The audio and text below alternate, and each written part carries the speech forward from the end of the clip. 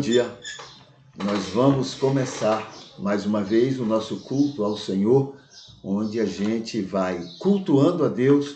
A gente vai conversar sobre a revelação de Deus, sobre o projeto, o plano, a vontade, o anseio de Deus de alcançar as pessoas, abençoar as pessoas, salvar as pessoas, né? E ter, no máximo possível, todas as pessoas na sua eternidade. Esse é o propósito de Deus. Tudo funciona buscando encontrar esta sequência de fatos da parte de Deus. Então ele ama a todos e quer salvar a todos, né? Então a gente começa, como sempre, aqui sobre a cristianização do Salmo. A gente analisa os salmos, né, cada salmo, para a gente tentar ver neles o que há de revelação de Deus, ou seja, aquilo que parece que tem a ver, que é coerente com Jesus, e aquilo que não é coerente com Jesus, mas está no Salmo.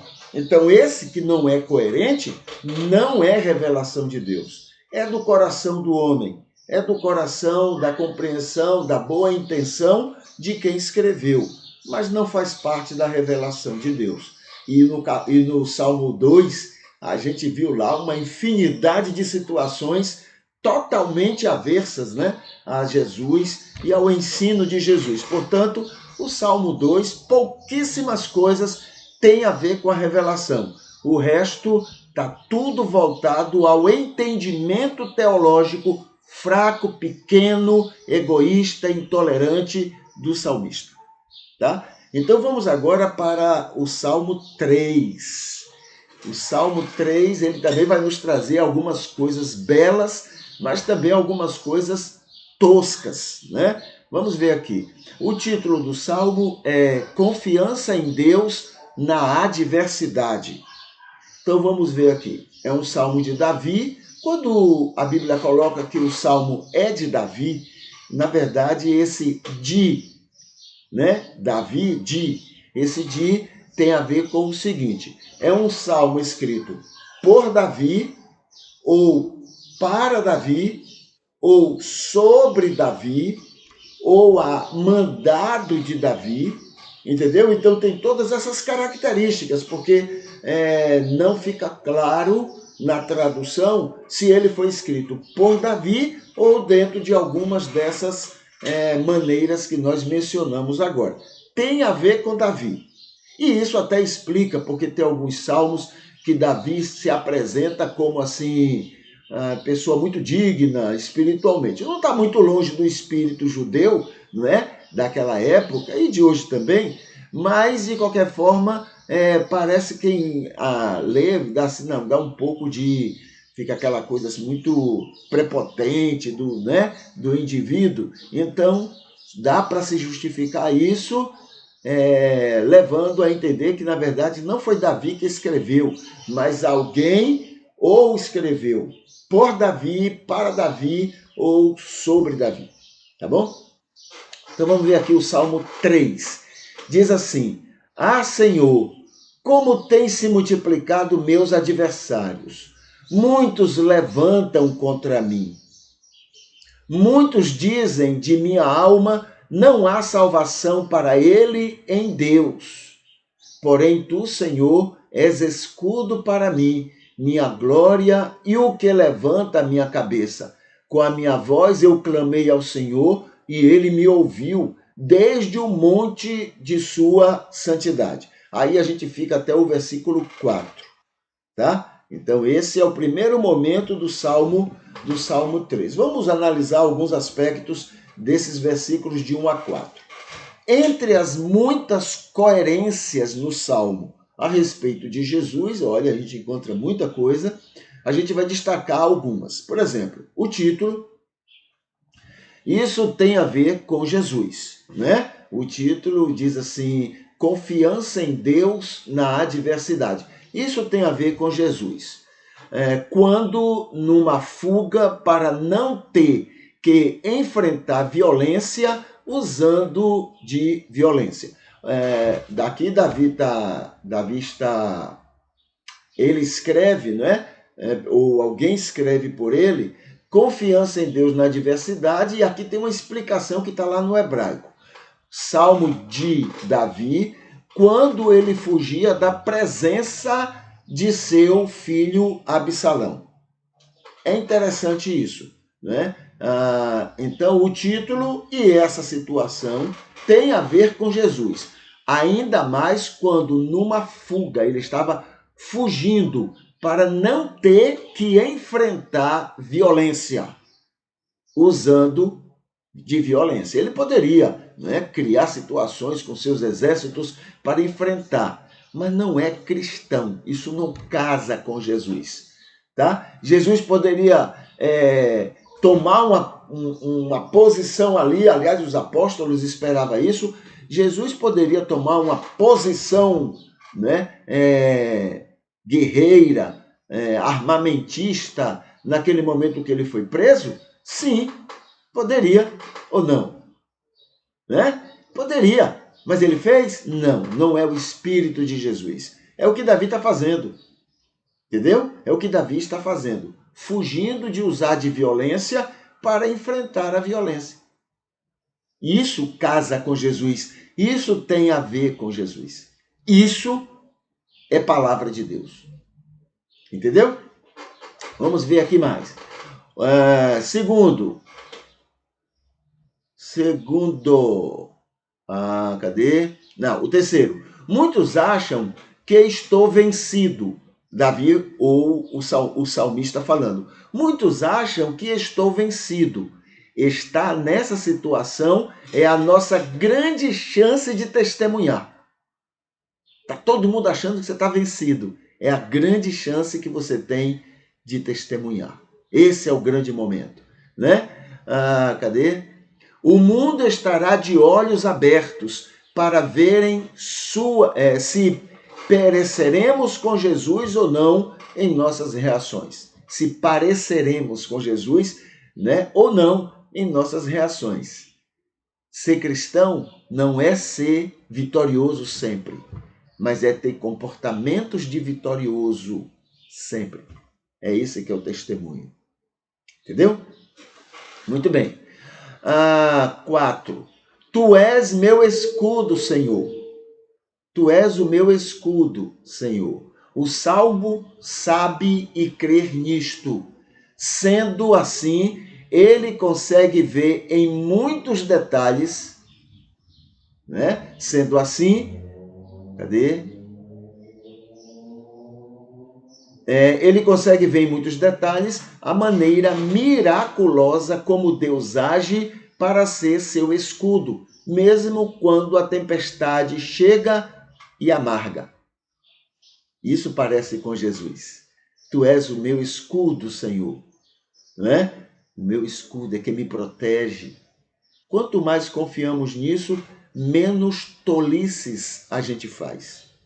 Menos tolices, menos injustiças a gente comete, porque confia no escudo, que é o Senhor. Nisso, o Salmo também é coerente com Jesus Cristo. Tá bom? Vamos ver mais. Levanta minha cabeça. A confiança em Deus nos faz ter tranquilidades, e isto ajuda para que encontremos soluções fáceis e próximas. Levanta a nossa cabeça. Isso quer dizer, nos dá assim, uma posição de confiança tão grande que facilmente a gente consegue ver soluções na nossa frente. O que fazer, o que deixar de fazer. Ok? Então, nesse sentido. Isso tem a ver com Jesus. Outra coisa que tem a ver com Jesus. Deus me ouviu. O salmista falando. Sim, ele ouve todo mundo. Ele ouve todo mundo, pois ama todo mundo e quer confortar o coração de todo mundo. Ouvir é atender, não como a pessoa pede, mas de forma melhor do que o pedido, dentro das possibilidades possíveis à realidade do momento, já que Deus respeita o livre-arbítrio de todas as pessoas, inclusive dos que nos prejudicam. Deus respeita. né? Então Deus não age desrespeitando o direito que a pessoa tem de agir de maneira injusta. Deus não usa isso, não age aí. Deus age nos preparando para viver a injustiça. Mas age, né? O que vai nos fazer bem não é ver o outro se dando mal porque está nos fazendo mal. O que vai nos fazer bem é a gente, duas coisas, a gente ser protegido contra o mal que está sendo feito e ver Deus usar esse mal para o nosso bem. Entendeu? Então, não é o mal do outro que vai nos fazer bem.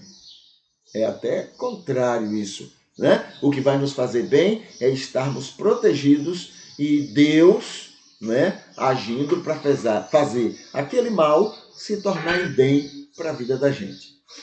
Muito bem. Esse aí é o ponto 6 de Deus, é quando Deus me ouviu. Isso aí são pontos favoráveis, não é, a Jesus, ou seja, isto aí tem a ver com a revelação de Deus. Isso aí tem a ver com a palavra de Deus.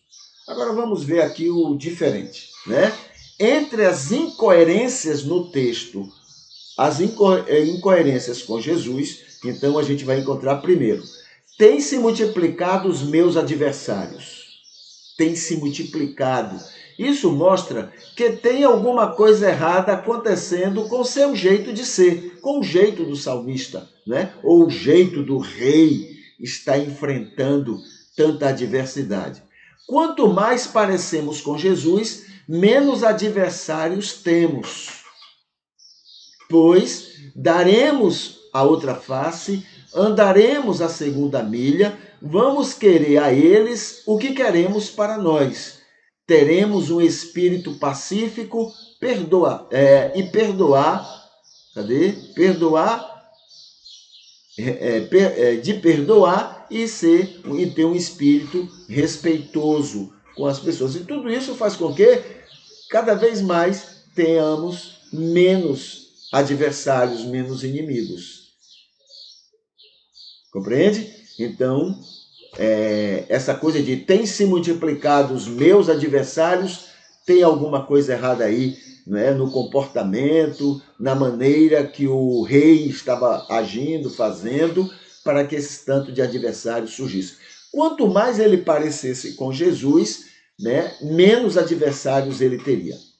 Segundo, clamei ao Senhor. Clamar é contrário a confiar. Quem clama mostra que não descansa. Quem confia, descansa. Quem clama está dizendo, olha, eu não estou descansando, né? Mostra desespero. E isso é contrário a Jesus. A orientação de Jesus é que a gente deve entregar a ele e descansar. Confiar. No mundo tereis aflições, mas tenham bom ânimo. Eu venci o mundo. Eu sei como vencer o mundo. Eu sei como levar vocês a vencerem o mundo. Confiar, descansar, esquecer. Isso é próprio de quem confia. Agora, quando você não confia, aí você vai para o clamor. Interessante, né? Vai para o clamor. Ah, mas tem muitos clamores na Bíblia. É, por falta de confiança. Se houver confiança, não tem clamor. A não ser que a palavra clamor esteja, não é, ali com outra semântica. Mas o clamor é o desespero. E Deus não precisa do nosso desespero para já estar atuando em nosso favor, diante de qualquer circunstância. O terceiro, monte da sua santidade.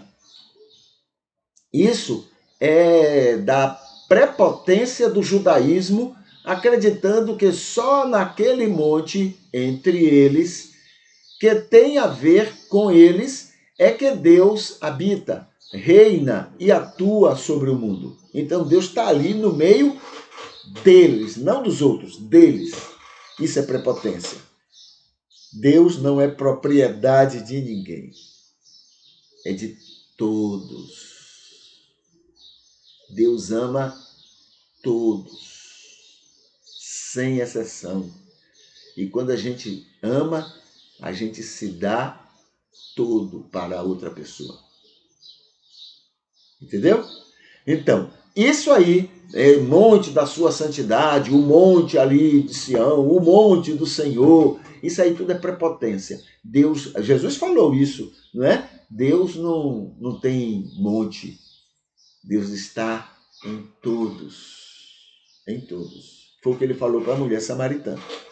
Tá bom? Então, essas são as incoerências do Salmo 3. Ele tem muito de inspirado, ou seja, ele tem muito de semelhança com a revelação de Deus, mas ele também tem muito, e naturalmente a gente não pode culpar o pobre do Davi ou do salmista, eles eram judeus, eram do judaísmo, como também de qualquer outra religião, haveria de acontecer isso. Nós cristãos somos extremamente prepotentes, não é? Achamos que Deus é cristão, então isso é prepotência demais, isso é uma enfermidade do cão que a gente tem, entendeu? Então, não poderíamos achar que o salmista seria diferente, mas temos aí alguns aspectos no Salmo 3 que não tem nada a ver com Jesus. Vamos para os nossos motivos de oração hoje. Hoje é o quê? Quinta-feira, né? Hoje é quinta? Hoje é quinta. Então vamos lá para nossos motivos de oração. Quinta-feira. Então, olhe, agradecemos por ele perdoar todos os pecados, menos o principal, é bom lembrar disso, ele não perdoa. Ele diz assim, só há um pecado que não pode ser perdoado. Todos são perdoáveis, porque ele ama, ele perdoa todos. Mas tem um que não pode ser perdoado. Quando ele falou, Pai, perdoa-lhes porque não sabem o que faz, ele estava perdoando mesmo. Olha, estão fazendo tudo isso aí, vivem em pecado, cometem pecados, estão perdoados. Mas tem um pecado que não é perdoável, a não ser que a pessoa queira esse perdão, peça esse perdão. Entendeu? Então, ele perdoa todos os pecados, porém tem esse que ele não perdoa, a não ser que a pessoa se submeta, que é o estado de pecado. O resto tudo ele perdoa. Ninguém vai para o inferno porque comete esses pecados que a gente comete e que os outros cometem todo dia. Ninguém vai para o inferno por causa disso. As pessoas que vão para o inferno irão porque estão em estado de pecado. Né? Agradecemos por amor, ele querer todo mundo por perto dele. Tem alguns que vão se afastando, ele vai lá e vai buscar. Ele quer perto, o mais perto possível, né? O mais perto possível. É uma mãezona, o nosso Deus. Tem um texto bíblico ainda mais lindo que diz assim, ele então quer juntar todos os seus pintainhos sob as suas asas. Olha que coisa linda. É assim que Deus age, né? Então agradecemos por isso. Agradecemos por saber nos abençoar com nossas teimosias. Somos teimosos demais, mas ainda assim, apesar disso, ele consegue nos abençoar muito. Respeitando nossa teimosia, mas nos abençoa ainda assim muito. Entende? Agradecemos também pelos que cultuam conosco sempre. Temos pessoas sempre cultuando conosco, né? Pelos aniversariantes de hoje, a gente depois vai fazer contato, aqueles que a gente sabe, o Facebook nos ajuda muito nisso, né? A gente vai fazer o contato, mas outros tantos aniversariantes também, né? E agradecemos também pelos cuidados com enfermos e desprotegidos. Agora mesmo lá no Iraque, na Síria, quanta gente, né?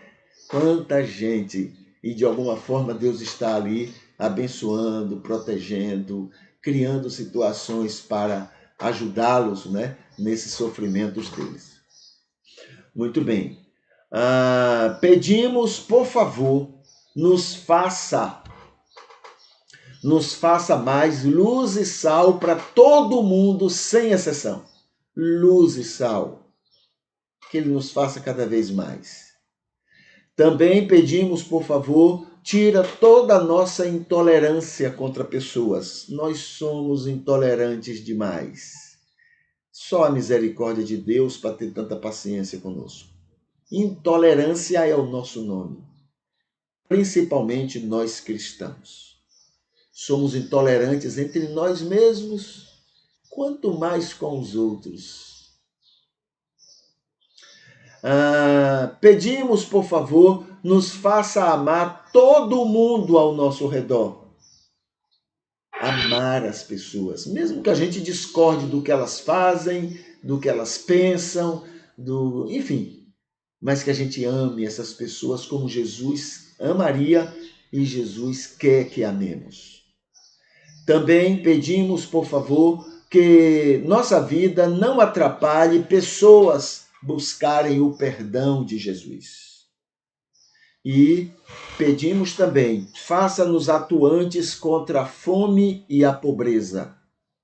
Atuantes contra isso, não favoráveis a isso, e nós temos sido muito favoráveis a isso. Pedimos também, faça-nos amigos dos que sofrem intolerâncias. Tem muita gente sofrendo com isso, e que Ele nos faça, né, nos faça amigos dessas pessoas. Pedimos também, usa-nos para fazer este mundo mais feliz. Usa para fazer esse mundo mais feliz, Senhor. E agradecemos. Obrigado, Senhor, em nome de Jesus. Amém. Tá bom? Então, esse é o nosso momento, os nossos motivos de oração para hoje.